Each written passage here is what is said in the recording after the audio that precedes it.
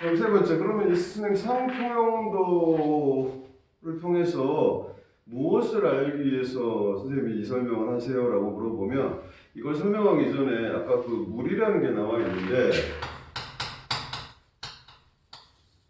물이 갖는 독특한 특성이 있어요. 그래서 그 앞으로 뭐 물에 대해서 다시 한번 다루겠습니다만은 물의 특성 중에 오늘은 어떤 부분을 공부해 보냐면 이런 부분을 공부해 보고 싶어요.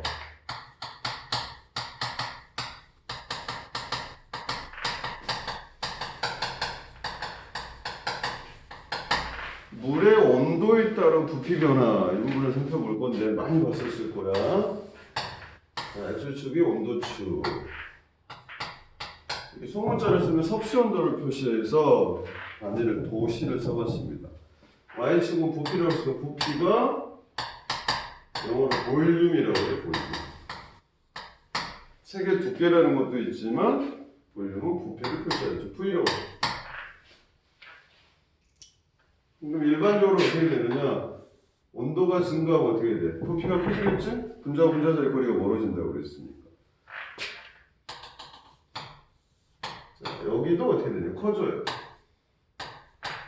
1영역과 3영역이라고 그러는데 얘를 2번 영역이라고 해요.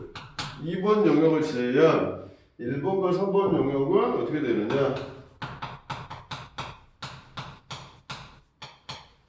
온도가 증가하면 X축이지? X축 변화는 Y축 커진다는 거죠. 부피가 증가한다는 거예요. 이게 일반적인 특성. 외울 필요 없이 온도가 상승하면 어떻게 된다? 분자 운동이 활발해져서 분자와 분자 사이 거리가 멀어져서 부피가 팽창한다 이렇게 생각하면 되지. 그런데 특이하게 2번 영역에서만 기울기가 마이너스가 나타나요. 또 물의 특성 중에 얘는 어떻게 되지? 온도가 낮아져야 부피가 팽창한다는 거예요. 온도가 낮아지면 오히려 부피가 팽창하는 독특한 성질을 가지고 있더라고요. 어디가? 2번 영역. 그래서 여기가 시험에 준다고. 즉 2번 영역, 얘는 3번이고 얘는 2번 영역만 어떻게 되더라? 온도가 낮아져야만이 부피가 팽창하더라. 이런 특성이 있다는 거예요. 그럼 변곡점, 이렇게 변화가 시작된 온도를 변곡점이라고 그러는데 이때 온도가 측정해 봤더니 4도씨죠. 그래서 물에서 4도씨는 대단히 중요해요. 왜? 4도씨를 기준으로 해서 온도가 높아지면 부피가 팽창하기도 하고 4, 5도보다 낮으면 어떻게 돼? 온도가 낮아져야 부피가 팽창하는 거예요. 이해됐지? 그래서 4도씨가 대단히 중요하다.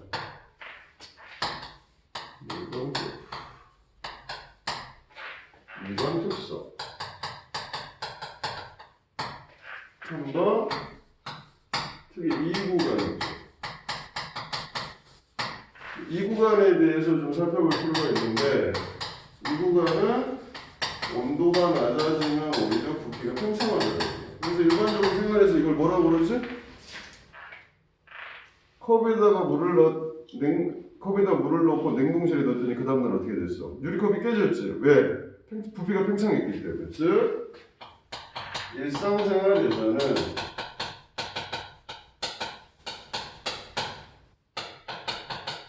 컵에 물을 넣었어.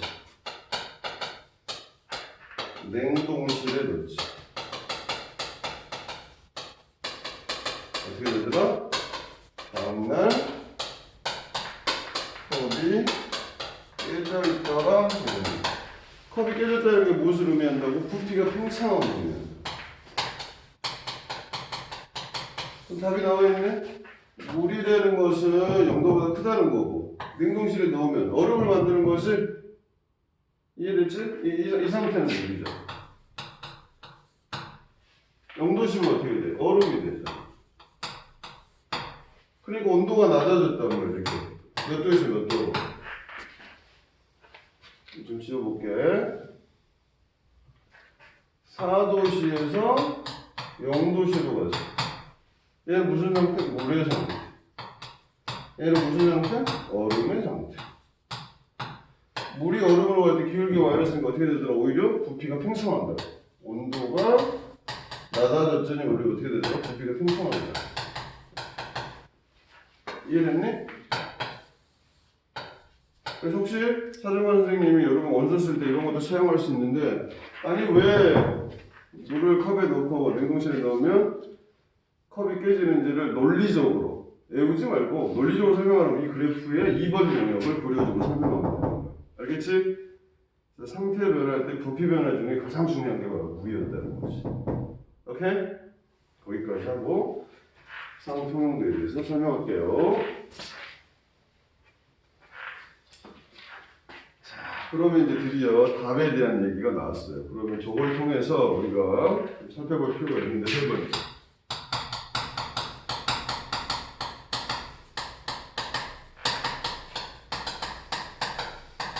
그럼 아까 상통용도, 상태 변화의 원인인 온도와 압력을 표시한 그래프를 상통용도라고 하는데, 상통용도를 어떻게 해석하나요? 지금부터 쫓아가 보죠.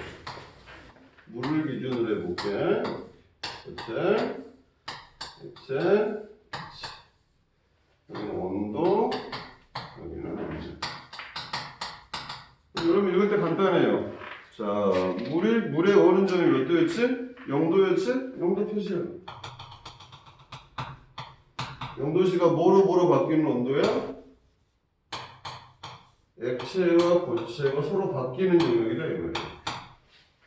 그치? 물이 뭐가 되고 얼음이 되고 얼음이 물이 되고.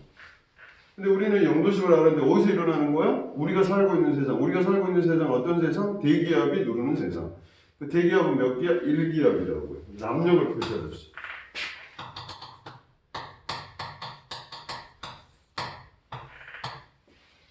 이해되지? 그럼 끓는 점도 정리할 수 있겠네? 끓는 점은 뭐야? 물이 뭐가 되는 거야? 기체가 되는 거지? 물이 기체의 뭐? 수증기로 바뀌는 거야. 그 온도가 뭐야? 끓는 점이라고 그러지? 물의 끓는 점은 몇 대? 100도지. 몇 기압하에서 우리가 살고 있는 세상, 대기압을 1기압이라고. 이해됐어?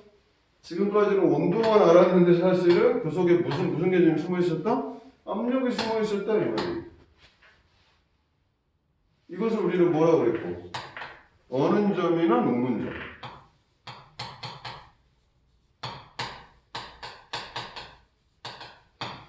여기는 뭐라고 그래? 끓는 점이나 끓는 점을 일반적으로 얘기하지? 자, 따라서 우리가 어는 점, 녹는 점, 끓는 점 지금까지는 온도로만 해석했는데 사실은 그 속에 뭐가 있다? 우리가 살고 있는 세상. 압력, 기압의 개념이 들어있었다는 거예요. 그럼 이걸 통해서 우리는 뭘 할 수 있느냐? 상호평균도를 통해서 우리가 오늘 알았던 테마에 답을 할 수 있다는 거지. 따라서 아까 테마가 뭐였지? 첫 번째, 산 이에 가면 답이 설익는다. 답을 이제 찾아버렸지. 설익는다는 게 뭐야? 응? 설익는다는 것이. 혹시 알겠어? 끓는 점이 낮아져가지고 원래는 100도에서 끓여야 되는데 더 쉽게 끓여버렸다는 거죠. 100도 이하가 됐다는 거예요. 100도보다 낮은 온도 이하가 돼. 미만이라는 표현이 더 정확하겠네. 100도보다 아른 데서 끓여버렸다는 거야. 어디로 갔더니? 산 위로 갔더니. 그럼 산 위의 특성을 어떻게 해야 돼? 위로 올라갈수록 공기가 많아져서 적어지지? 희박하지? 그럼 압력을 어떻게 해? 작아지는 거죠.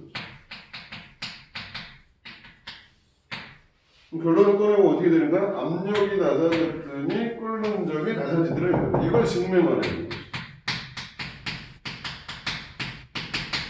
이걸 증명하면 논리적으로 증명할 수 있었다는 거예요. 그럼 그래프 보면 금방 알겠지? 자, 이걸 그대로 상통용도에 적용해가지고 살펴보죠. 자, 첫 번째. 자, 이걸 그대로 적용해보죠.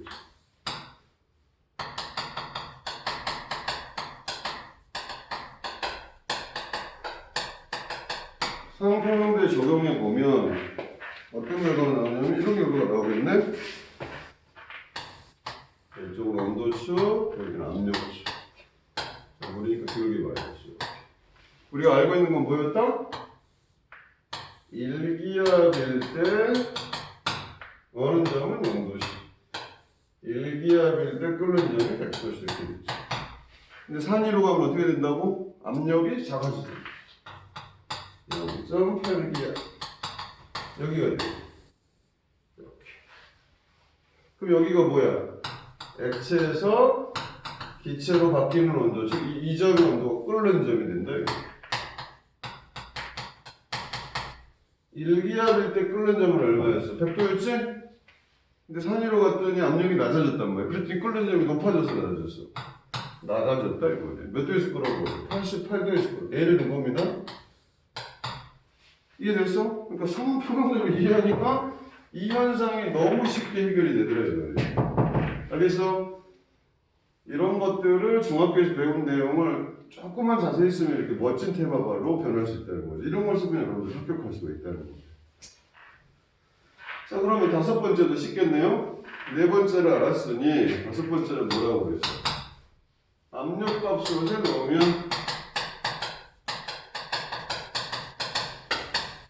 밥이 잘 되더라. 이걸 논리적으로 표현해 보면 어떻게 되는 거지? 밥이 잘 익는다 이 얘기는 물이 수증기로 될 때 어떻게 돼? 밥이 잘 익는 거죠. 상태 변화라는 거지. 이게 어디에서?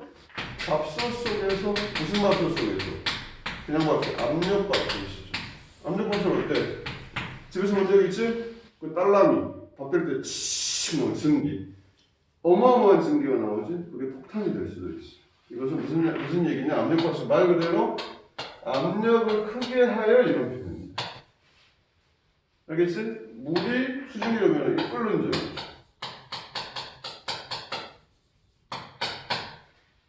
자, 잘 익는다 이 얘기는 뭐야? 끓는 점이 높아졌다 이거야. 과학적으로 해석하면 어떻게 돼? 압력을 높였더니 끓는 점이 어떻게 되더라? 높아졌더라 이거야. 이게 과학적으로 해석하는 거죠. 이걸 어떻게 돼? 증명하라 이거야. 뭘 통해 증명하라? 상평형도를 통해서 증명하라 이게. 물이 좀 금방 알겠네? 압력밥을 어떻게 됐어? 압력이 커졌다니까. 이렇게 1.2기압. 여기가 뭐야? 액체와 기체로 변하는 지점. 이 점이 끓는 점이다 이 말이야. 원래 1기압 때 100도에서 끓었는데 어떻게 돼버렸어? 끓는 점이 1.2기압 때 높아져 버렸다 이 말이야. 예를 들면 110도. 이해돼? 뭐가 어떻게 되니? 압력이 높아졌더니 여기 있지. 뭐가 어떻게 되더라? 끓는 점이 높아져서 충분히 끓으니까 밥이 잘 되겠죠. 윤기가 잘 올라가고. 알겠어요? 그래서 압력에 따른 끓는 점의 관계도 알 수 있고 그것들을 뭘 통해서? 상평형도를 통해서 적용할 수 있었다는 것이죠. 자, 그럼 오늘 공부 다 했네. 자, 두 번째 서머리를 해줄게. 정리. 우리가 살펴봤더니 여기서 뭘 알 수 있었느냐? 압력과 끓는 점의 관계를 알 수 있었어. 잘 생각해보자. 산 위로 갔더니, 즉 압력이 낮아졌더니 끓는 점 어떻게 돼? 88도라고 그랬지? 낮아졌죠. 끓는 점은 영어로는 보일링 포인트 BP라고 해. 어떻게 되더라? 낮아졌죠. 반대로 압력밥솥 갔더니 압력이 높아졌더니 어떻게 되더라? 110도에서 끓더라. 그러더니 높아졌더라. 이걸 이해하는 내용이 뭐였지? 산 위로 가면 어떻게 되고? 밥이 살 있고. 반대로 어디로 가면? 압력밥솥으로 가면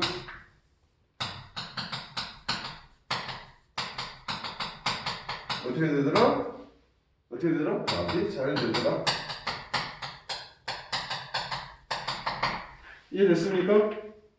그래서 두 번째 서문을 정리하도록 하죠. 그럼 오늘은 뭘 배웠냐면 첫 번째 뭐? 상태 변화란 무엇이냐? 두 번째 상태 변화의 원인이 무엇이냐? 그럼 그 상태 변화 원인인 온도 압력을 어떻게 표시할 거냐? 상평형도. 그 상평온도에서 기울기를 어떻게 표시할 것이냐. 물과 다른 물질. 근데 물은 왜 그렇게 마이너스를 나타냈을까? 그래서 물에 대해서 온도에 따른 부피 관계를 얘기를 해줬어요. 특이 영역. 왜 물이 얼음으로 변하면서 부피가 커질 것이냐? 이런 얘기를 했었었고, 마지막으로 오늘의 테마의 답을 알려줬죠. 뭐와 뭐의 관계? 압력과 끓는 점이. 어떤 관계에 있어? 압력이 작아지면 끓는 점이 낮아지고, 압력이 높아지면 끓는 점이 높아진다는 그런 원리까지 알게 됐어요. 오늘 첫 시간은 여기까지 하고, 여러분이 정리를 잘 해서, 다음 주에는 두 번째 테마, 실제 만날 때는 훨씬 더 재미있는 내용을 만나기로 하겠습니다. 여기까지 입시과학 수업 마치도록 할게요.